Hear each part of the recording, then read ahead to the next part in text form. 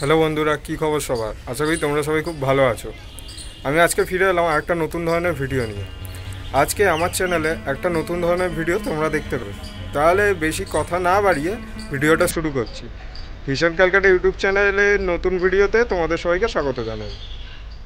দ্বিতীয় বিশ্বযুদ্ধের পরবর্তী পর্বের ঘটনা। সেই সময় ভারতে হিন্দু মুসলিম বিভাজন ভয়ঙ্কর আকার ধারণ করেছিল। লাড়কেলেঙ্গে পাকিস্তান এই ধ্বনিতে কেঁপে উঠেছিল কলকাতার চারিপাশ। একদল মুসলমান এই ধ্বনি তুলে ধারালো অস্ত্র হাতে নিয়ে কলকাতার রাজপথে নেমেছিল। তাদের উদ্দেশ্য ছিল একটাই, এই শহরের বুকে যেন কোনো হিন্দুরা না থাকে। এই শহরে থাকা প্রত্যেকটা হিন্দু ফ্যামিলির ওপর নির্মম ভাবে অত্যাচার করে তাদের মারা হয়। মুসলিম লীগ নেতা মোহাম্মদ আলী জিন্নাহ চাইছিলেন আলাদা একটা মুসলিম রাষ্ট্র পাকিস্তান। সেই সময় ভারত ভাগ না করে স্বাধীনতা দিতে চেয়েছিল কংগ্রেস। ফলে ব্রিটিশদের প্রস্তাবিত ক্যাবিনেট মিশন প্ল্যান মুসলিম লীগ প্রত্যাখ্যান করেছিল।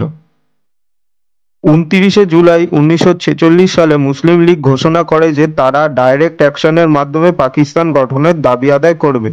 ঠিক হয় দিন 16ই আগস্ট 1946। এই দিনটিকে তারা ঘোষণা করে ডাইরেক্ট অ্যাকশন ডে হিসাবে। এইবার চলে এলো ভয়ঙ্কর সেই দিন, 16ই আগস্ট 1946।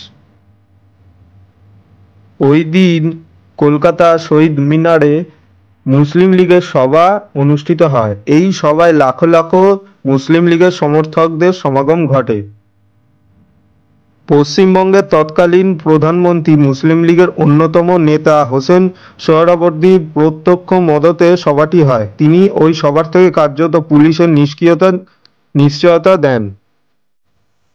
সেই দিন সকাল থেকে মুসলিম লীগের মিছিল শুরু হয়। মিছিলের ছত্রছায়ায় মুসলিম লীগের যুবকদের একটি অংশ হিন্দুদের দোকান, ঘর, মন্দির ভাঙচুর চালায়। ঘরবাড়ি সব লুটপাট করে, প্রচুর হিন্দুদের নির্মমভাবে হত্যা করে। রাস্তাঘাটে যেই সব ধ্বংসলীলার ছবি সেই সময় চোখে পড়ে, যা ছিল খুবই ভয়ঙ্কর। সেই দিনে সেই হত্যালীলাতে সরকারিভাবে 4,000 জন নিহত এবং 10,000 জন আহত হয়েছিল এবং বহু হিন্দু পরিবার হয়েছিল ঘর ছাড়া। 16 থেকে 19 আগস্ট পর্যন্ত এই দাঙ্গাটা চলেছিল। এই ঘটনাটার নাম হয়েছিল দ্য গ্রেট ক্যালকাটা কিলিং। 16ই আগস্ট 1946-এর এই দিনটা শুধু একটা দাঙ্গা নয়, ছিল ভারত ভাগের রক্তাক্ত সূচনা। কিন্তু এই সময় একজন ত্রাতার ভূমিকায় অবতীর্ণ হন। তার নাম ছিল গোপাল মুখার্জি ওরফে গোপাল পাঁঠা।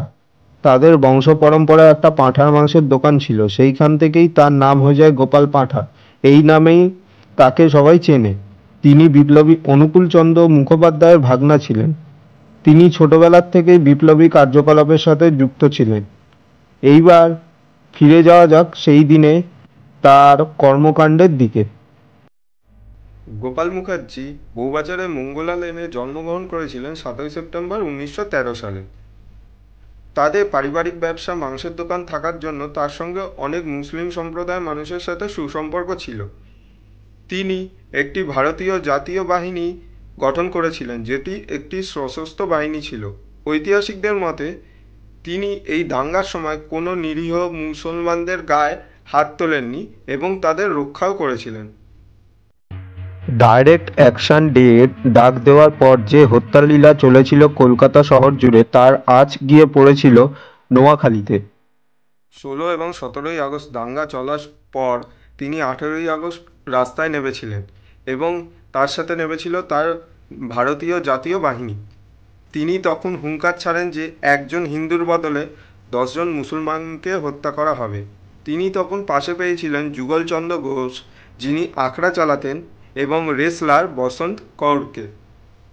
গোপাল মুখার্জি কলকাতাকে রক্ষা করার জন্য তিনি জোগাড় করেছিলেন 24 পয়েন্ট বোরের একটি রাইফেল।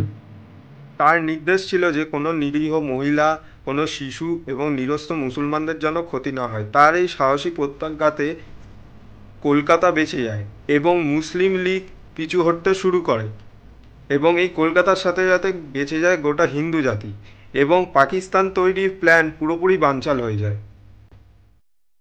এই মতাবস্থায় হোসেন সোহরাওয়ার্দী পরিস্থিতি সামাল দিতে অনুরোধ জানান পুলিশকে। এটা শোনা যায় যে দাঙ্গা থামানোর জন্য দায়িত্বভার গিয়ে পড়ে জিজি আজমেরি এবং শেখ মুজিবুর রহমানের কাঁধে। 20 আগস্ট লর্ড এপি ওয়াভেল বাংলায় মুসলিম লীগকে স্থগিত করেন এবং অতিরিক্ত পুলিশ বাহিনী মোতায়েন করেন পরিস্থিতি আয়ত্তে আনার জন্য।